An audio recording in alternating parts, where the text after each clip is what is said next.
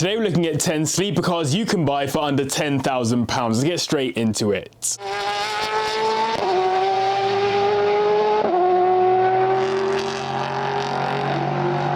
We're kicking off with one of the best all-rounders available, the Lexus GS 450h from the 4th generation GS that comes with a 3.5 litre V6 engine paired with 2 electric motors, putting out a combined 340 brake horsepower, taking the car to 60 in 5.7 seconds. Even the 3rd generation of this car works, to be honest, although I will say neither the 3rd or 4th gens really look like they're rocketing towards cult classic status like the first 2 generations did. But this 4th gen is way more practical today and easily one of the most comfortable cars on this list too, as it's effectively an executive luxury car with a real focus in particular on making the seats as luxurious as possible.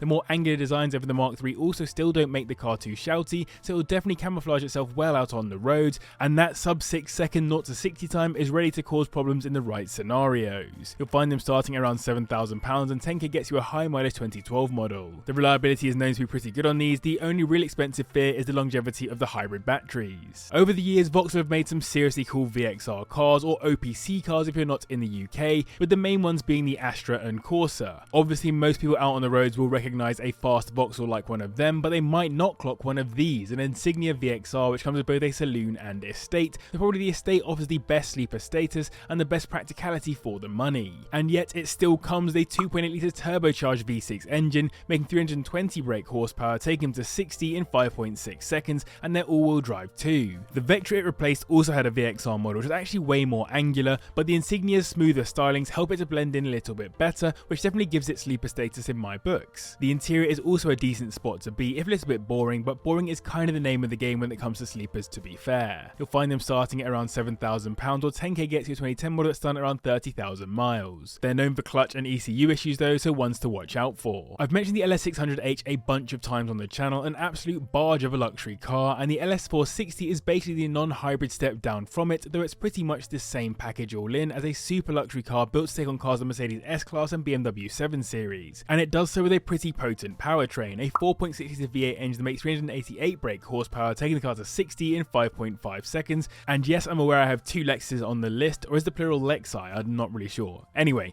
that's rapid for a car that weighs just under 2,000 kilograms. In true sleeper fashion, the interior is the most exciting part of the car, and honestly I'd much rather be driven in one than be the driver, leaning back in the reclining seats while watching TV on the old school LCD screens and grabbing a little drink from the fridge. All pretty sick for a sub 10k car. Speaking of cash, you need to spend around 3k to get into one, and 10k gets you a 2008 model that's done around 65,000 miles. On reliability, like the GS, it's a pretty positive story, just without the hybrid battery. Watch for suspension components and brake actuator failures though. I do reckon the VW Passat R36 has great future classic potential, except for the fact that it was never really a super popular car. Basically, its route to becoming a classic is by it being super rare, with 116 of them registered on the roads in the UK right now. Regardless, in both saloon and estate specs, it's a very fast and unassuming car with its 3.6 litre VR6 engine that makes 295 brake horsepower, taking the car to 60 in 5.4 seconds, and it's all-wheel drive too. The car has a lot of similarities to the highly popular Golf R32 and is effectively a practical version of that car with a slightly bigger engine. R cars came from VW's decision to move their R division into making road cars in the early 2000s, which then gave birth to the Rs that we've seen ever since. But what's nice about the R36 is that it's slightly before that formula was completely set in stone, so it does feel quite special inside and out, especially in the right spec. They'll run you around 10k at the bottom end though, which gets you a 2009 model that's done around 50,000 miles. Timing chain failures and ECU issues that impact the DSG are the most common major issues I could find on forums. Not quite as rare as the R36, but still very rare, with just 183 of these out on the roads of the UK, as the Infiniti M from the 4th generation. Infiniti are of course Nissan's executive or luxury brand like Lexus R4 Toyota, and the M is basically an executive saloon that takes some of its parts from the Nissan 370Z. It comes with a 3.5 litre V6 engine combined with electric power to make 358 brake horsepower, taking it to 60 in 5.3 seconds. Weirdly, it's also designed to look like a Coke bottle, in line with a super old school way of designing cars in the 1960s, and you can kind of see it with the muscular but smooth bulges around the car. It's definitely not much of a head turner though, which is great news. It therefore absolutely fits into our sleeper category for this video. Even though Infiniti no longer offer new cars in the UK, they're still relatively easy to service and and look after as well, as you can take them to Nissan dealerships instead, and they're actually known to be quite reliable anyway. They start at around 6k at the bottom end, and 10k gets you 2014 examples that start at around 50,000 miles. I'd love to hear your thoughts in the comments down below. What is the best sleeper car of all time? And if you haven't already, do hit the like button and subscribe as well if you're new. It really helps the video out, and you get 2 videos every single week.